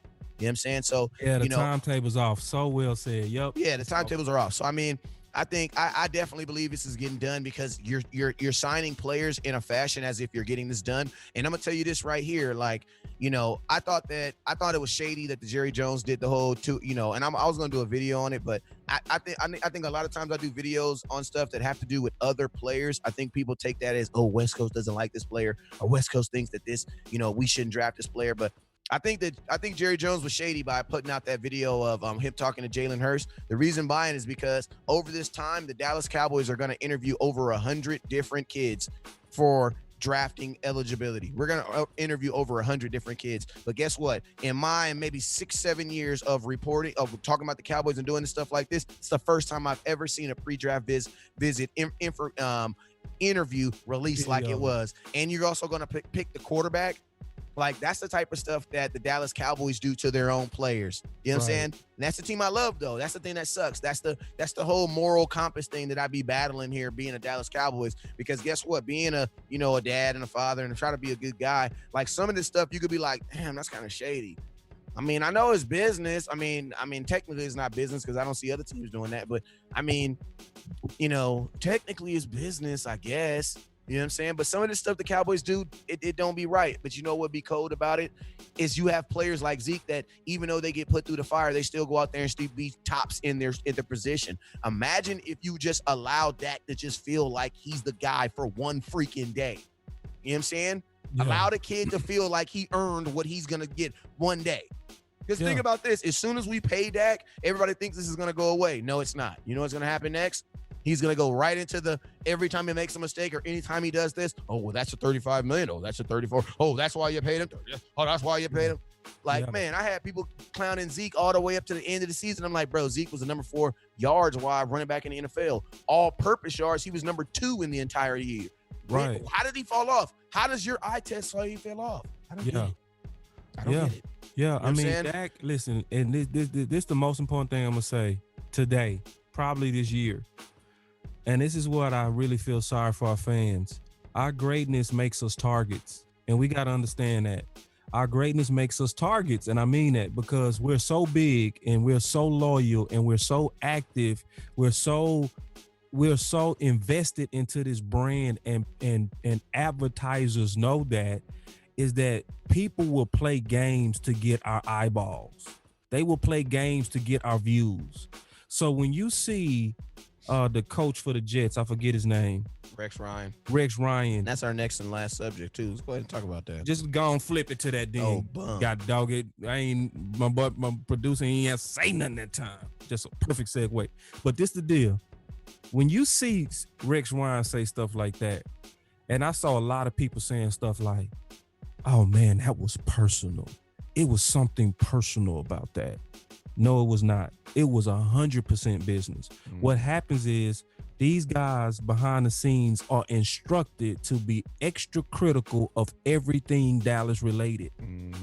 So they pull out crazy stuff that has no correlation, but they form dots to make false connections just so they can get us to watch, because they know we're going to watch, and most importantly, the people that's jealous of us watch, and they want to spread this information. And the more the information is spread, the more you can put an ad price on it, and that ad price is what's driving false news on Dallas bets. So you see stupid stuff like Cooper disappears on the road, and he doesn't play good on elite corners. And it's like, West Coast, is it me? Or was Howard the highest paid corner last year? Yeah, he was. Okay. Was that the same dude that Cooper smoked? Yeah, it was. So you telling me a head coach don't know that? Man, please. See, no, this is about money. And it's so important because and it's about Rex Ryan's brand. And they'll get us to even shoot down our own. So that's why you see stuff like people say Zeke is greedy, he shouldn't have held out, and Zeke has fallen off because all the networks are saying 1,300 yards is a failure. No, 1,300 yards and top 2 in total yards only behind McCaffrey is still the same dog Zeke. But some kind of way they spin the story into it being a negative. Now all of a sudden you're hearing leaks of Tyron Smith falling off and all of this. And no, Tyron is still top 3, y'all. Stop it. And you hear stupid stuff like Dak is only 8-8. When is a player equated to team success on his best year? So it's stuff that they talk us into because they just trying to get us to watch. And if they get us to fall for that, we'll get emotionally involved and we'll start hating on our own instead of supporting them. So instead of rooting for Dak and rooting for Cooper, we say stuff like, it is that he doesn't show up when he's on the road. No, sometimes your doctor not with you and you fighting through an injury. Sometimes they scheme different when they're on the road. Sometimes the sound makes it harder to audible out to pass plays. Sometimes you got a game under control, and the trend seems to be we controlling on the road, so we throwing less. So it's sometimes trends that cause this type of stuff that's actually smart, justifiable trends, but it doesn't point necessarily to a player as their downfall. So it's so much that we have to be careful of and really think deeper than just, oh, Rex Ryan is personal against Cooper. No, it's always the root of all evil, and it's that money. Yeah, man. Rex Ryan has never, coaching wise, come in contact with Amari Cooper. So, and I did a really good job of double checking, triple checking that. So Rex Ryan and Amari Cooper have never actually crossed paths in coaching. So there would, in my opinion, be no real personal way for him to even develop a personal affinity towards Amari Cooper for him to say something like that. So I'm pretty sure Turd is probably aware, and I ain't even trying to back Rex Ryan, but I think I know the real reason why he said it. But I think Turd is probably a word that he probably uses a lot off air. Yeah. And he just said it. But what I believe Rex Ryan is doing is Rex Ryan knows this, that right now, blogging and on the internet is the number one thing selling. And guess what? Rex Ryan himself is a brand. And he is a brand that's known for saying outlandish stuff. That's why my video started off like this. Rex Ryan put his foot in his mouth again. Why? Because this is not the first time he's done this. You know what I'm saying? This is what he does. Just like Sean Payton, every time it's a year before it's time for his new contract, what does Sean Payton always does? What is always Sean Payton always does? Hey, thinking about going to Dallas Cowboys. And then everybody goes crazy. Hey, we should trade for Sean Payton. We should trade for Sean Payton. We should trade for Sean Payton. And then you know what Sean Payton does? He just takes all that data into and he goes, and you see this, man? And you know what she says? Oh, Sean Payton, I'll give you another contract, and I'll give you $4 million more than any other coach in the NFL. Why? Because I know you would love to go back to Dallas. He did that 3 times to us, man.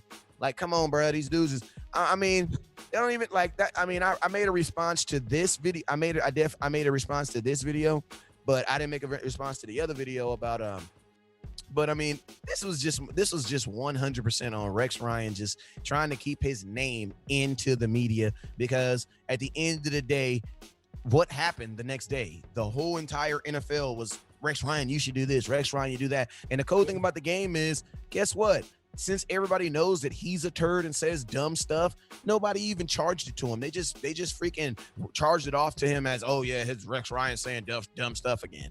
You know what I'm saying? So, you know, I think unfortunately, Amari Cooper, I think you got your name got used to promote some podcast or whatever new show that he's going to be trying to promote. Like, that's all it was. It's a ratings grab. It's a ratings grab. That's what just 100% went too far. He you know, it's like getting instruction. Like me and you in a production meeting, right? West Coast. Let's talk about the production meeting.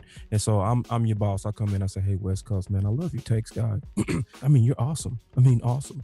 But hey, this is how it works, man. You know, we know what moves the needle. We need a little bit more sauce when you're talking about Cooper. You can't kind of give your logical, analytical takes. I love it. I know what you're doing, guy, but hey, we're here to make some money. So then, you know, he goes out and I'm finna be tough on Cooper, and he slips with the turd. And then it's like, absolutely. Can they hear? Yeah, absolutely. I mean, and let me try to talk about that real quick too, because I was reading my boy Cody's comments in the comment box. Like, for those people who thinks that Amari Cooper disappears in the in away games, my first question to you is, you know, NFL Game Pass is free right now. That means there's no absolutely excuse when I give you this charge up right now. A charge up is when I ask you an aggressive question to try to provoke a point out of you. So when I charge you up right now and ask you this question, NFL Game Pass is free right now. Have you gone on NFL Game Pass and watched all the away games and actually seen what was actually going on in those games? Because in 3 of those games, he got three targets or less. So can I ask you a question? If Dak physically doesn't throw, games is 27 mile an hour win. Yeah. So my question is this: let's just take the Patriots game.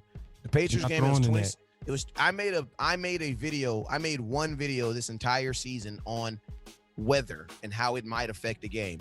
And you know that one game it was the New England Patriots game. Yeah. Now, My question to you guys is: in a game where it's 27 miles wind while it's Raining raining, do you expect and us to below throw the ball? freezing. Do you expect us to throw the ball? Okay, No, well, no, you shouldn't throw the ball. Why? you Because shouldn't. you shouldn't. You should run the The ball. conditions. Now, real quick, you know how many times Dak physically threw the ball to Amari Cooper in that game? 2 times. Yeah. We had 63 snaps in that game. 63 snaps. That's 63 offensive plays. You can tell somebody here has watched some film. 63 offensive plays in that game, and only 2 were designed to go to Amari Cooper. 2. So Yeah. can I ask a question? How do you shut down? That's like saying you shut down a race car, but the race car never turned on. Like, how did you beat me if I never even turned my car on? Like, I never turned my car on. Like, I never even had the ability. So it's like, man, when I hear stuff like that, what it really does is it shows me where some of you guys get your information from. You know what I'm saying? Because if you're getting your information from West Coast, you wouldn't even be trying to say something like that, because Amari, it's like, that's not realistic. And let's just think about this. The Jets game, how did he disappear? He was on the sidelines hurt. Yeah. Like, what are you talking about? The Philadelphia game, he was on the sidelines. So it's like, there's a reason why in the Philadelphia game. Hold up real quick, boss. There's a reason in the Philadelphia game on the final play, Amari Cooper was on the sidelines and Michael Gallup was lined up in the X because he was hurt. You guys remember that video I posted back in when we played the Green Bay Packers at home? Amari Cooper's shin was physically bleeding. I got the video on my page right now. I also have it on my Instagram right now. His leg was physically bleeding, like Kurt Schilling's from the goddamn World Series. 2 plays later, my boy Cooper takes it 76 yards to the house. You know what I'm saying? Like, Amari Cooper is a dog, but he's a dog within himself. So I don't see, like, people who make that statement that Amari Cooper disappears on away games. I say you're not qualified to even make that statement, because by you saying that disqualifies yourself. Just like people who make the statement, oh, well, I feel like Zeke kind of fell off. Yep, you're automatically not qualified to talk football with me. Why? Because Ezekiel Elliott was the 4th leading rusher in the NFL and number 2 in all-purpose yards, behind 1 Christian McCaffrey, who was the offensive player of the year. That is he was number 2. Way more.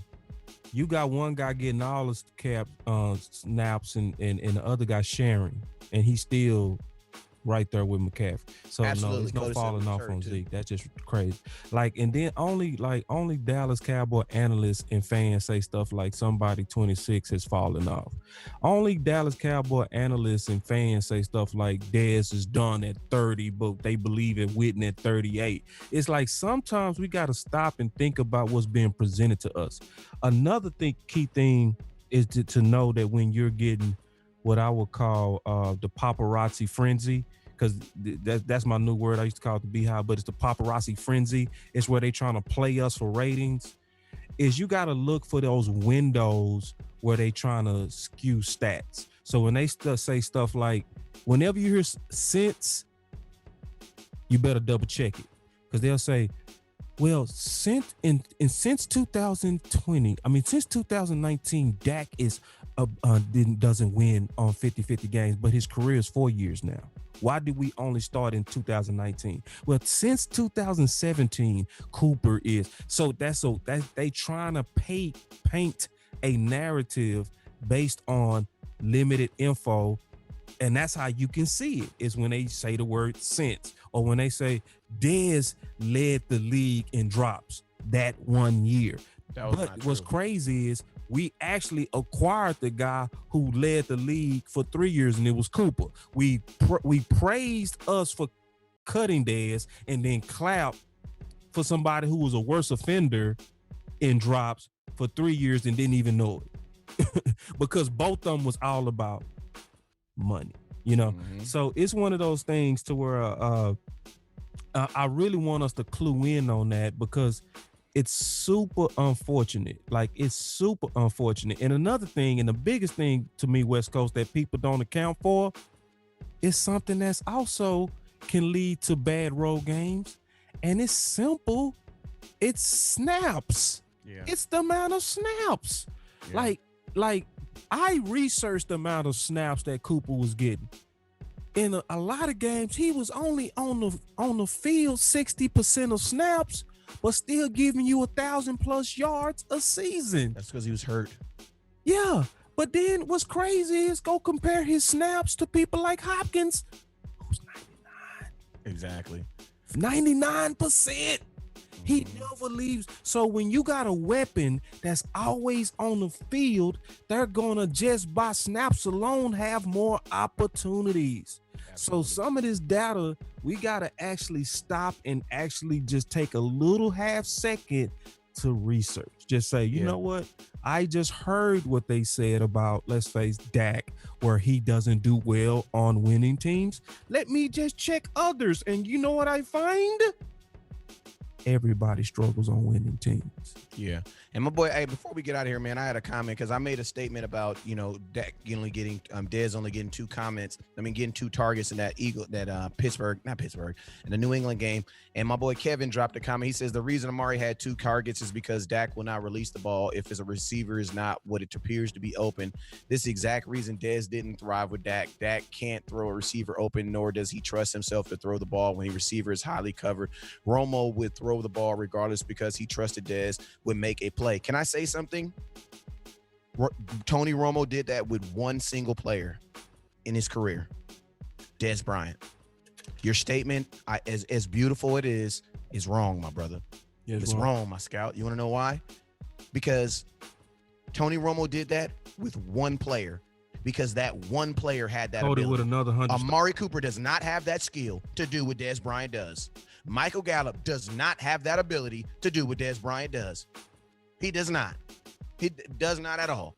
Then also, I'm gonna tell you guys something also about because people always say that Dak didn't thrive with Dez. But you gotta also remember, Dez went from having the same quarterback for 7.5 years to having a brand new kid. So I mean, with anything, there's always gonna be adjustments.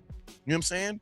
But as far as throwing folks open, Dak had something that Tony Romo ain't never had, and that's back-to-back double receivers with 1,000 yards. Tony Romo ain't did that.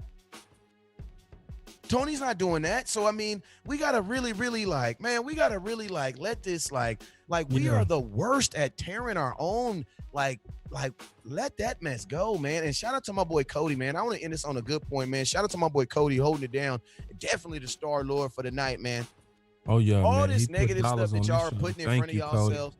Yeah, all this, anything that's negative, man, that we putting in front of ourselves that can hold ourselves back as a hindrance, man. Let that mess go, man. And y'all need to allow optimism to flow in, because so many times we get grandfathered on these old ideas and old ways. Like, to be honest with you, I don't even know if Dez can fit in this offense. You want to know why? Because like you, I don't know what this offense is going to be. So it's like, before we count anybody out or count anybody in, let's at least see what's going to happen. You know what I'm saying? And that statement is one of those statements that's paparazzi frenzy leaks that's not according to facts. Because the first stat that you showed was the fact that Dak and Dez connected to 14 touchdowns in that time that they played together. But it didn't work out. And that was also with Dez missing 3 games, and that was with a meltdown second half of the season because Chaz Green was playing in Bell in replacement of Tyron Smith. So you didn't get those opportunities to be able to really throw the ball because you didn't have the timing. So you still have 14 touchdowns of somebody showing that they can, and we still turn around and say, even though they demonstrated it, and say they can't. So it's like, it's certain stuff like should be thrown out even with just the data. Like, you don't say Dak is inaccurate and look at a career of 65% completion rating at one of the highest. I know. That's just crazy, man. You just it's like some of the stuff we saying, we literally let the media tell us how to think because it's against even the data and the logic. Makes no you say Dak can't throw people open, but he threw almost 3 receivers to 1,000 yards. Who was doing that? Was the ball throwing itself? No. He gets no credit for that. He gets absolutely no credit for that. That's the offensive line that did that. Credit for that. That's actual production. You don't see a man throw for 30-some touchdowns and say he can't. He did it in your face. So it's like, and see, that's why I say it was the most important thing I was gonna say. is Absolutely. we gotta allow the data and real film speak and not the opinions of men. And I put this on my page one day. I say it's become a time to where your ears actually have taken over your eyes. The opinion of what people say, and then they say it together in unison, and you hear everybody saying it. And so in your mind, you say it must be true because everybody's saying it. So even when you watch Dak doing the job, you still say you can't do it because you've been hypnotized by your ears. So it's one of those things to where no, that yes. And then this is the next thing. When you working with a player like Dez, that story that was said about Dak not being able to throw Dez open, let's all really go look at real history, because you know who else had struggled initially at throwing Dez open? Romo. All you got to go do is look at history and you'll see that the first 3 years, Dez was not 1,000-yard receiver with Romo. They had to rep that high ball over receiver open and over and God. over and over, to the point where when Romo retired and he came back and he spoke with Dez, Dez said, damn. Bro, there is not a, can I say something? Anything else? Like literally, that means Romo made him throw that jump ball hundreds of times to thousands of times. That's why when it was 4th and 1 in Green Bay, that was the play. Exactly. So not even Romo was instant with a player like Dez. It takes time. It takes what they're doing now. Where Dak was talking to him and it was at practice, and what did West Coast say? Every one of those balls was high balls. Because they practicing that. Yeah. And I want to know, man, because I hear a bunch of announcer talk, people repeating stuff in the comments that they heard announcers say, throw people open. That's not even a stat. You can't, what is throwing somebody open? That is not a stat. Throwing someone open basically means to throw the ball and they keep on running it under. Like, come on, man. Like some of this stuff, man, like I swear y'all need to just stop, turn off your radio, man. Turn off your TVs, turn off that crap that y'all listen to, because it's just straight crap. Anybody talking about throwing somebody open, what are you talking about? Throwing, what is that what is the definition of throwing somebody open? The dude is the league leader. He got 73 touchdowns. 14 of them touchdowns came from Dak. That sounds like he can throw him open. That sounds like he can do what he's supposed to do. How does Amari Cooper get signed $20 million, get $20 million a year if he's not getting thrown open? What does that mean? I don't understand what is throwing that open. Like the expectations, like this is, I would rather you guys just flat out say you just don't like them. Like, because what you really do is show you don't know what you're talking about when it comes to football, because that ain't even no stat. He needs to be able to throw somebody open. What are you talking about throwing somebody open? What is throwing somebody open on every single play look like? Do you throw someone open on a slant? Because you're not even throwing the ball. When I hear stuff like that, that lets me know you don't know what you're talking about, because quarterbacks aren't throwing the ball to players. They're throwing it to spots, and the receiver gets there. I'm going to end this show with this. And my boy, the playmaker, this ain't even my boy, my OG said this. He said, man, it ain't the quarterback's job to put the ball in the 88s. He said it ain't his job. He said it's the quarterback's job is for him to put it in the area code, and I answer the call with a reception. That's his job. Want to know why? Because I want to get paid $20 million too. Man. Because I want to get paid too. If he got to do it. Listen to the wisdom of the playmaker. This the playmaker. And the reason why he said it is because, look, if he doing all the work, why they going to pay me? Ooh, preach. Why they going to pay me? Same. You know what I'm saying? So that's what the playmaker said. Where 90% of literally the playmaker's catches was first downs, he absolutely practiced what he preached on that too. He said he got $100 million because we gave up a 1-1 pick. No, he got $100 million because of the connection that we did, and because of the streak we went on. We went 7-1 with Coop last year. Like, come on. I love guys like Kevin Jordan, because these are the type of guys that you get to see growth in, because they talk all this stuff, but then guess what? That West Coast juju gonna hit him in about 2 weeks. He'll have a top fan on his head, and he'll be sounding like just like all the rest of them. So but all that knows is that this lets me know he new to the feed, And Kevin, we need more people like you, man. Just keep on bringing it, man. We just need to have healthy debates like this, and then the truth come around. And it's not about us beating you up, because every now and then you'll see me and West Coast go through some epic battles. But the toe stomping is out of love. It's basically like saying, hey man, let's both sharpen each other's swords. So when we debating Philly fans, we actually debating them with facts. You don't want me to Hey, go I'm gonna tell you this though, Kevin, Cowboy fan. Hey, I'm gonna tell you this real quick though. Kevin, I'm not trying to warn you, but this is for anybody. Cody with another. I love the Cody. Oh man. Hey, shout out to Cody real quick. But hey, I'm gonna tell y'all something. Like, I gotta let everybody know this. And Kevin, I'm gonna give you your one.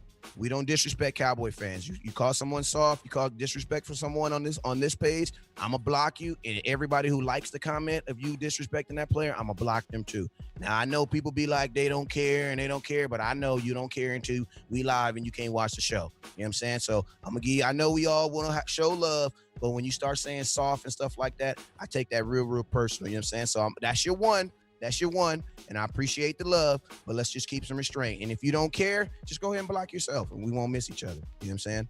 Hey, I think that's our time though. They like, dang, this that gangster Cowboy talk. You god dang right, it's that gangster Cowboy talk. You wanna know why though? Can I say something, boss? You wanna know why though? Because man, we really like when you're going live every single day, and you're putting in as much content as me and Boss put in, this is a large portion of our life. So it's like, just like I will fight you on truths about my faith. Right. If it's some truth, when they come to this Cowboys, I'm sorry, you're going to get that steak. Yeah. I'm not going to apologize. I'm not going to apologize. And I'm not going to apologize. Yeah. You know what I'm saying? So like I said, man, we love everybody until you start getting disrespectful, and then we just block you. And then I'm gonna unblock you and then throw up the X, because I promise I am that dude that will unblock you. And debate is good too. That's the other thing. Debate is good. Like, I don't shy away from it, because we don't turn no fades your away. challenge of me is what's gonna make me better. Because it's easy to fall in love with my own ideas, but when you actually present a better idea, if we are really living the acronym of serious Cowboy fans out to uncover truth, then I should adapt. Yeah, shout out to and shout out for every now and then, in order to adapt, you got to get hit in your nose, But we gonna hit you, and I'm gonna get hit. It's the game. It's the game if you really want truth. Yeah, because this is the thing. To disrespect someone, you have to physically know them. So it's like, I can't disrespect you. I can't call you soft. I can't do that because I don't physically know you. You know what I'm saying? And his game not soft. Nobody in the NFL is soft. That's far from that. You know what I'm saying? Hey, real quick, guys, shout out to Miss Wendy, aka Management. That's the comment management right there. I'm gonna tell y'all this right now. She always helps us out and always holds us down. Shout out to my boy Cody, who was definitely the Star Lord tonight. Man, I'm getting a comment box. I'm getting a sound bite just for you. Just for you. Real quick, Cody, say what you think about Duggar. We actually have an interview with Duggar, man. Yeah, I like Duggar. We just gotta, just let you know. So you could just go on the search bar on Dallas Cowboy Scout and put in Duggar. It's gonna pull up that Duggar interview. He was one of the guys we actually, and you'll see, is very in depth. So obviously we high on Duggar. Yeah, and like my boy Buddha said, man, if you tired of your bloggers just out there agreeing with everything ESPN saying and just giving y'all a bunch of fake stats, if y'all tired of that, you know what I'm saying? Only going live once or twice a week, bring yours over here to West Coast and Boss Cowboy. You know what I'm saying? Where we go live every goddamn day, as long as we want to. And if you're wrong, and I'm gonna tell you like this, I'm gonna tell you like this: if you're wrong, I'm gonna tell you on the air. Goddamn, if I'm wrong, I want you to tell me on the air. God dang it, don't hold no punches. You know what I'm saying? But don't disrespect my boys, man. We do. Don't do that. Ooh. You know what I'm saying? Bring you over here to West Coast and Boss Cowboy, man. But hey, y'all already know what it is, man. I appreciate you guys. You killed me. Hey, Boss Cowboy, killed it. Come over here to Boss Cowboy, West Coast and Boss Cowboy on that real talk. Yeah, you know what I'm saying? Hey, shout out. Hey, you already know what it is, man. Hey, shout out to CEV. We appreciate the sponsorship. We appreciate the sponsors, the individual sponsors. We have corporate sponsors and CEV, and then we have individual sponsors like Cody and Miss Wendy and Buddha Badass and who we got a couple of them here. Miss Leah. Who else we got here? Cody, Tyjon, TYJ. I gotta figure that out one day. and everybody else. And we even got Kevin. He's gonna be a future sponsor. So I appreciate you guys, man. And you already know what it is, man. Never look down because the stars open. Did I say that right?